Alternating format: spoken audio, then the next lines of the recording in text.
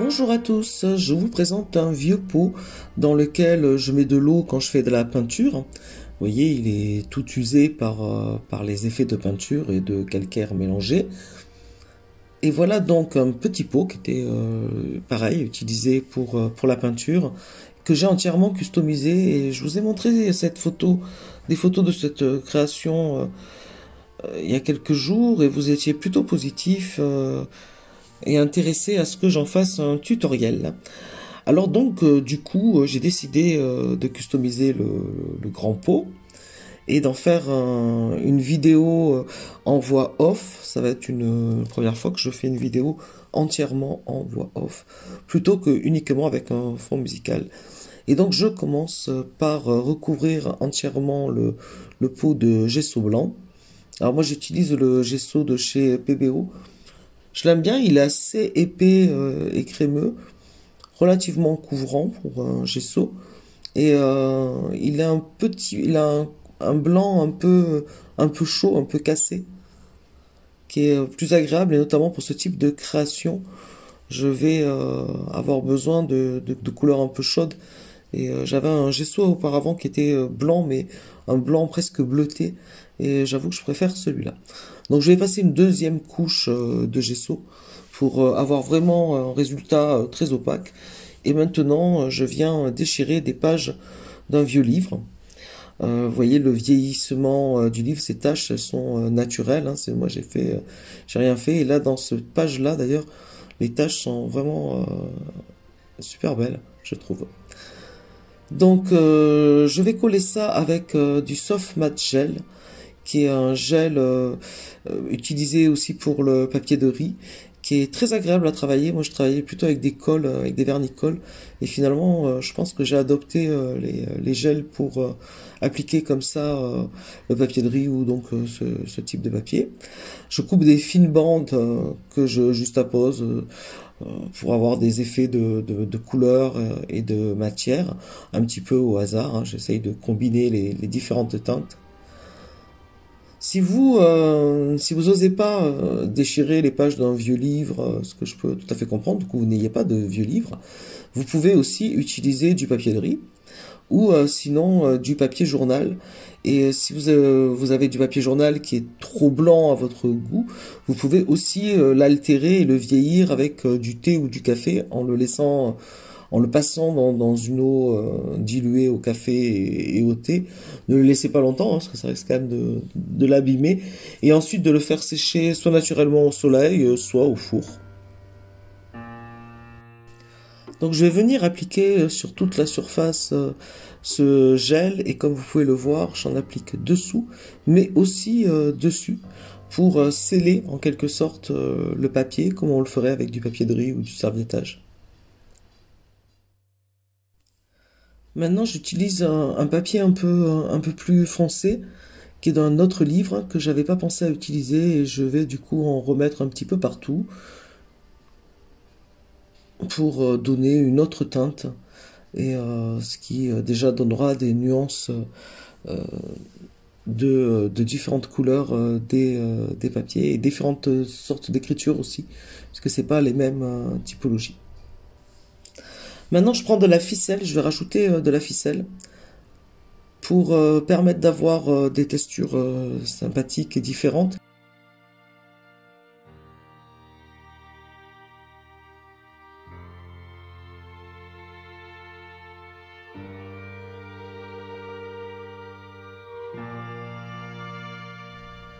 Alors j'aurais pu ne pas le fermer, utiliser uniquement et le coller, mais avoir un nœud me dérangera pas, puisque de toute façon ça va être masqué ultérieurement. Donc je fais un tour en haut, et je fais aussi plusieurs tours de ficelle en bas, que je colle au fur et à mesure. Et vous allez voir que ça va me permettre de pouvoir mettre ensuite les autres éléments et les faire reposer dessus, et avoir des effets comme ça de profondeur en termes de décoration.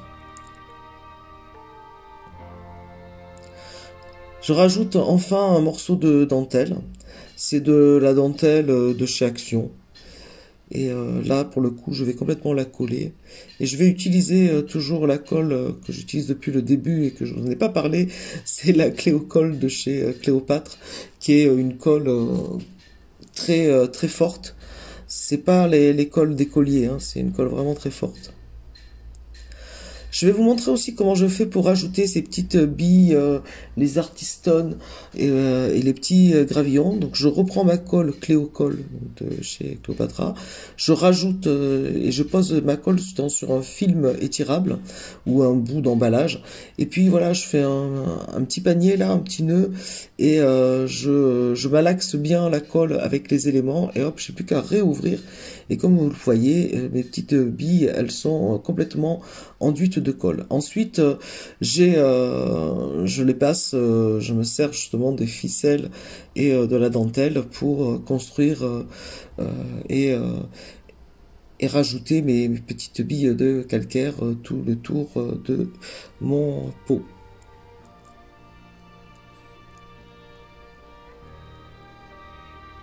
J'ai mélangé les petites tailles et les grandes tailles, ce qui fait que ça fait quelque chose de rendu assez naturel, aléatoire, avec un coup des plus grandes. Et une fois que j'ai terminé, j'ai plus qu'à jeter ce petit bout de plastique et j'ai rien sali. Et ça a été très simple, ça a pris quelques minutes. Et du coup, les billes sont bien enduites de colle et comme la Cléocolle est une colle très forte, ça va bien tenir, vous allez le voir après. Je vais rajouter maintenant un élément, un embellissement métallique. Je l'ai un peu plié pour qu'il épose la forme du pot.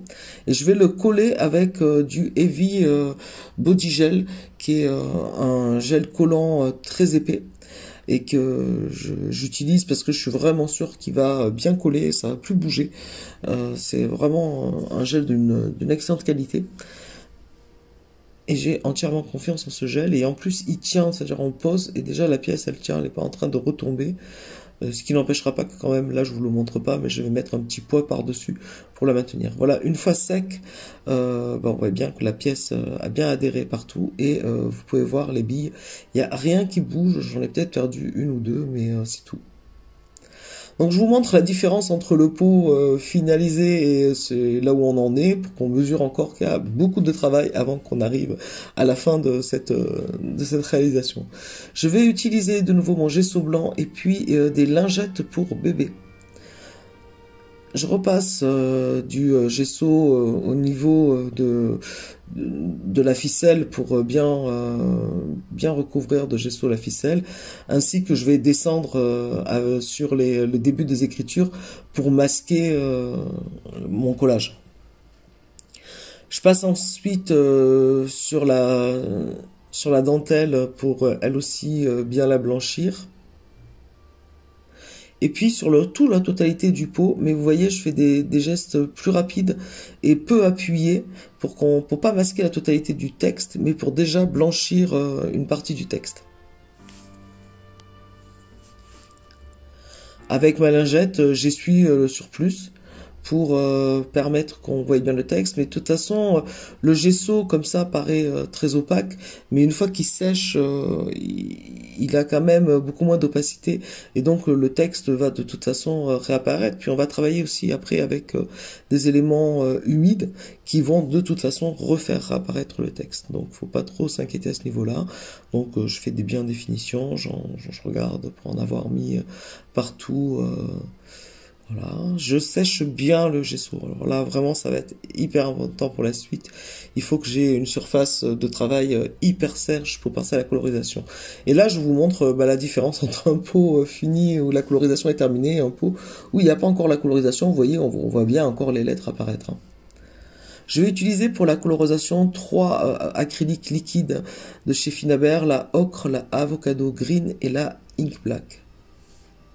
Alors ce sont des acryliques liquides qu'on peut diluer fortement avec de l'eau et elles ont elles sont très pigmentées et en même temps elles sont translucides. C'est ce qui m'intéresse, il va falloir avoir quelque chose de translucide. Si vous n'avez pas des acryliques liquides, vous pouvez le faire avec des aquarelles qui sont translucides, avec des encres qui sont translucides, aussi avec de l'acrylique fortement dilué, en tout cas quelque chose qui va pas avoir un rendu opaque évidemment, sinon on va plus voir les écritures dessous.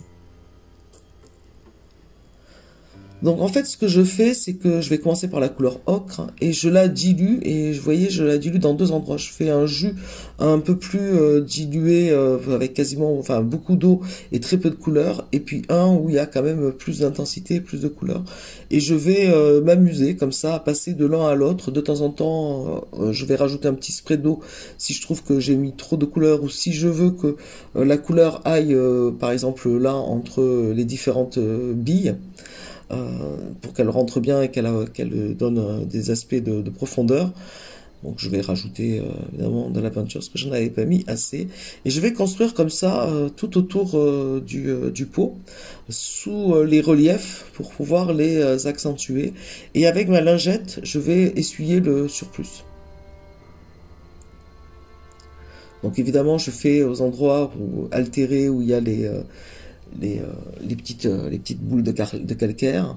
Je vais passer aussi beaucoup, en insistant beaucoup, sur le dessous de ma dentelle pour apporter du relief et de toute façon de part et d'autre de la dentelle. Alors cette couleur au départ j'étais pas très fan, j'étais un peu déçu de la couleur quand je l'ai reçue. J'aimais beaucoup une autre teinte de marron qui s'appelle Ombre. Et je me suis dit, celle-là, je suis moins fan. Et puis, j'ai voulu lui laisser sa chance pour le précédent pot. Et finalement, j'adore cette couleur. Elle est légèrement jaunâtre et avec des petites touches de vert. Et vraiment, c'est un très beau... c'est une très belle couleur qui, comme ça, quand on la voit là diluée dans le pot, donne pas grand-chose, mais en résultat, une fois appliquée, amène déjà un côté. Enfin, ça me fait d'ailleurs penser beaucoup à la couleur qu'il y a sur les parchemins et les livres que j'ai à côté, une pointe de vert en plus, mais j'ai vraiment une couleur que j'aime bien en fait. Voilà, j'en ai mis vraiment un peu partout et j'hésite pas à en rajouter des petites lignes par-ci par-là pour accentuer certaines parties. Voilà la différence entre déjà une première couleur et puis le petit pot qui a pas du tout la même dimension. Vous voyez bien que là pour l'instant c'est pas suffisant. Ça a un très joli rendu, mais j'ai envie d'amener quelque chose d'un peu plus dark à cette création. Et donc là maintenant on va partir sur l'avocado green qui lui contrairement à ocre, j'ai adoré cette couleur directement. Je suis pas très fan des verts, mais ce vert là il est vraiment assez extraordinaire et j'aime bien l'utiliser. Donc même principe, hein, un jus plus clair et puis de la peinture moins diluée. Et je repasse au même endroit, pas tout à fait au même endroit évidemment, hein, je réfléchis pas trop, hein, je le fais assez instinctivement, je passe mon pinceau et j'essuie avec la lingette le surplus pour laisser juste des halos de peinture, hein, mais qu'on voit pas le coup de peinture.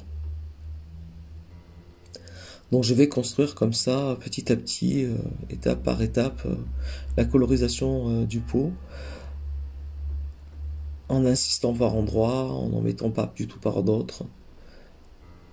Alors là on voit un peu mieux, je suis vraiment désolé, j'aurais dû penser à travailler complètement à plat. Je pense que ça m'aurait pas trop dérangé et ça aurait été beaucoup plus visible que de la façon dont je travaille. Qui est pas... En fait, je pense que j'ai oublié que je suis en train de filmer. Donc j'accentue les reliefs. Évidemment, j'oublie pas de faire des ombres en dessous de ma ficelle.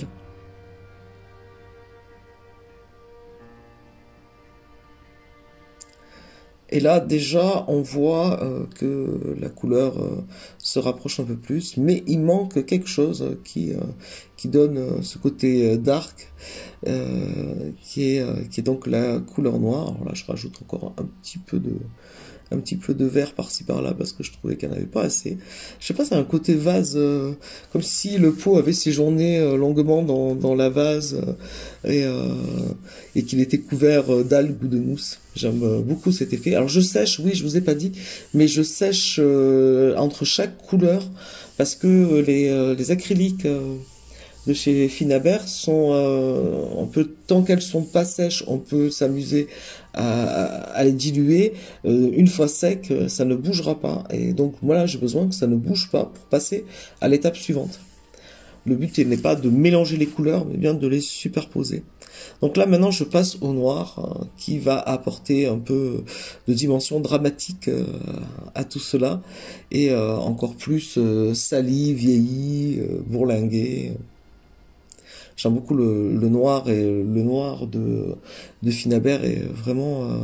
cette encre noire, elle est vraiment excellente. Elle est un noir très profond, et même en s'éclaircissant, elle reste noire. C'est-à-dire qu'elle va vraiment apporter cette ombre.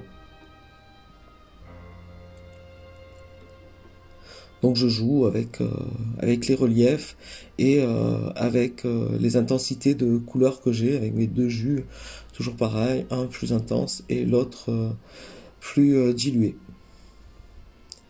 Voilà, là déjà on voit que la dimension grunge apparaît et que on est sur quelque chose d'un peu plus dramatique que les couleurs que j'avais juste avant superposées. Ça va modifier quand même un petit peu l'aspect final du projet.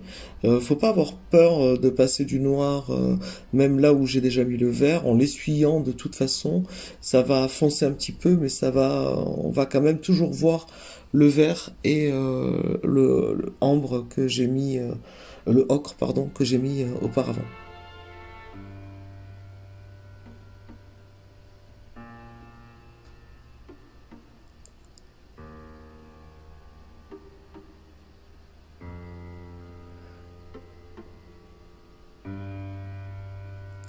Voilà le résultat. Vous voyez qu'au niveau de la colorisation, là, on commence à être bien.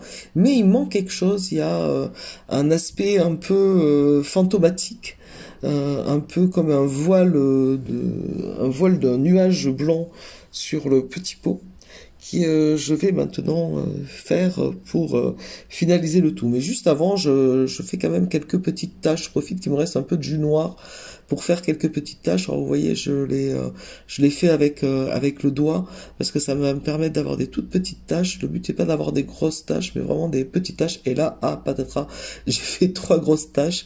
Mais vu qu'elles sont assez claires, c'est avec la peinture diluée, et qu'elles, je trouve bien la façon où elles se sont mises, je vais les laisser. Je pense que de toute façon, il faut toujours garder les petits accidents comme ça en peinture qui arrivent, sont des fois révélateurs de bien des choses, et sont parfois la pièce que vous aimez le plus dans la peinture. Et je vais repasser donc du blanc, mais alors cette fois-ci avec très très très peu de matière, et vraiment tout léger, tout doux, tout doux, tout doux. Vraiment pour avoir un tout petit voile blanc, un tout petit voile laiteux, et j'hésite pas avec mon doigt à blinder pour supprimer le surplus et bien mélanger. Vous voyez, j'ai fait les taches noires avant cette couche de gesso, parce que du coup ça les recouvre un tout petit peu, et on a l'impression en fait qu'elles sont comme incrustées dans des couches précédentes, et pas en apparence. Alors que contrairement, je vais maintenant faire des petites éclaboussures avec du blanc, et là je les fais vraiment au-dessus, pour qu'elles soient beaucoup plus apparentes et qu'on les voit, et que ça fasse partie aussi du processus d'altération du pot, où j'imagine que ces taches peuvent après finalement devenir elles aussi des petites boules de calcaire dans le temps. Oui, je vais vraiment chercher loin mes idées. Donc j'y vais avec comme ça, avec le petit bout du avec le doigt sur le pinceau, parce que vraiment ça va me faire des toutes petites gouttelettes. Et voilà le résultat. Bah là, je pense qu'on est bon, on est à peu près dans le même esprit que le premier.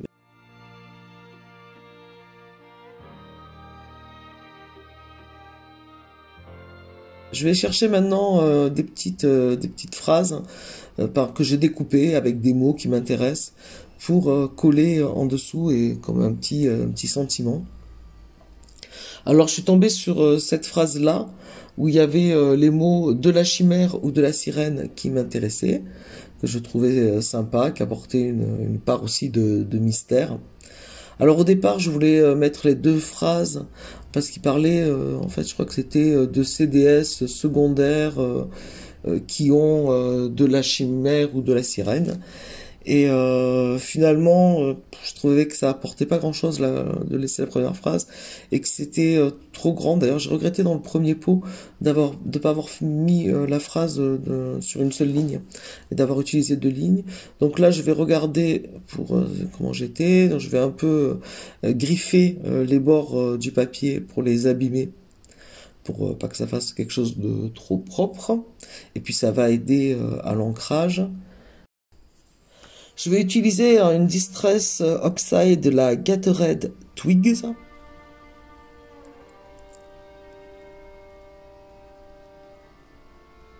Et je vais ancrer comme ça avec un petit doigt en mousse tout le pourtour de mon sentiment. Je vérifie pour voir si ça se voit bien. Je suis pas satisfaite, je rajoute un petit peu plus d'encre. Et maintenant, on est bon. Je vais reprendre le Soft Matte Gel pour le coller, évidemment. Donc j'ai choisi la phrase de la chimère ou de la sirène. Je trouvais que le côté sirène, ça rappelait justement un peu ce que je disais, l'impression que ce pot a traîné dans un lac profond. Et puis de la chimère, c'était aussi un petit clin d'œil au nom de ma chaîne. Pour finir, je vais rajouter un élément métallique encore sur le devant, comme j'ai fait pour le petit pot où j'avais mis un cœur. Cette fois-ci, je vais pas utiliser un cœur, mais je vais prendre un rouage mécanique. Donc, je vais essayer plusieurs rouages. Donc j'ai voulu mettre un rouage pour ajouter un petit peu un effet steampunk à la création. Et ce rouage après je vais pas le peindre, je vais le laisser tel quel, comme j'ai fait pour le petit cœur. Alors j'essaye plusieurs rouages. Il y en a un que je trouve pas mal, je le mets de côté. Je pensais au départ prendre celui-là. Puis finalement, je reviens à mon idée. Je pense que quand on a une idée, il faut la suivre. Je vais utiliser du Heavy Body Gel pour le coller, là aussi. Comme ça, je suis sûr que ça tiendra bien et que j'aurai pas de mauvaise surprise.